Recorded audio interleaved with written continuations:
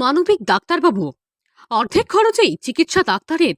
Doctor মানে সে তো মানুষ নয়, মানুষের চোখে সে তো ভগবান। একজন ডাক্তার মানুষের কাছে ভগবান সম। শরীরের অসুস্থতার মুহূর্তে জীবন বাঁচাতে একমাত্র ভরসা হয়ে ওঠেন একজন ডাক্তার। প্রকৃত ডাক্তার মানে সর্বস্ব দিয়ে রোগীর প্রাণ বাঁচানো। সেই দিক থেকে ব্যথা, বেদনা, যন্ত্রণার মতো বিভিন্ন অস্থিরতায় স্বস্তি ফেরায় একজন ডাক্তার কত যে মুমূর্ষু রোগীর প্রাণ বাঁচিয়ে তুলতে পারেন তার ঠিক নেই। পাঁচলার গঙ্গাধরপুরে দেখা গেল অন্য চিত্র। প্রতিদিনের মতোই ব্যস্ততা। ডক্টর প্রদীপ কোলের ক্লিনিকে কতদিন আছে? আমি এখন প্রায় 2 বছর। কি বলছেন? খুব ভালো পরিষেবা, এবং এরকম ডাক্তার গ্রামের অঞ্চলে পাওয়াই মুশকিল এখন। আমাদের উপকার করে, খুব হেল্প করে। রাত যত রাতই হোক ওনাকে ডাকলেই উনি চলে যায়। হ্যাঁ, সত্যিকারে এর মতো ডাক্তার হয়। কতটা গ্রামের মানুষ উপকৃত হচ্ছে? ডাক্তার পরিষেবা দিচ্ছে তো খুব সুন্দর, বহুদিন থেকে দেখছি।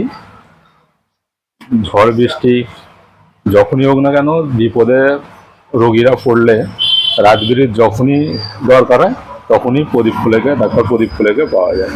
গ্রামীণ চিকিৎসকভাবে খুব সুন্দরভাবে পরিষেবা দেয় আশপাশের যত গ্রামের সকলকে।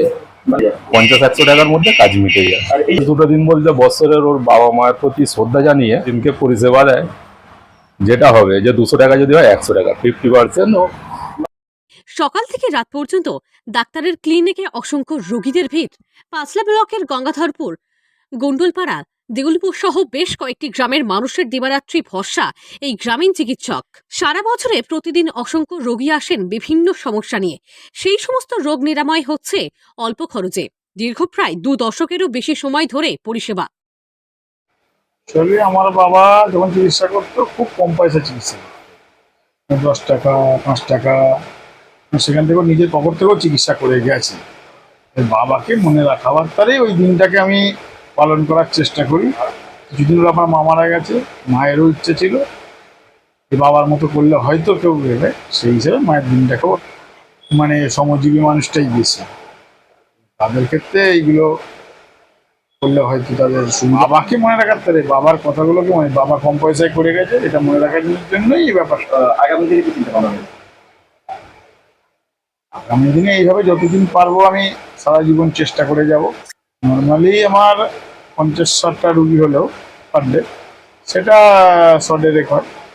রাত 12টা থেকে তারপরের দিন সকাল পর্যন্ত।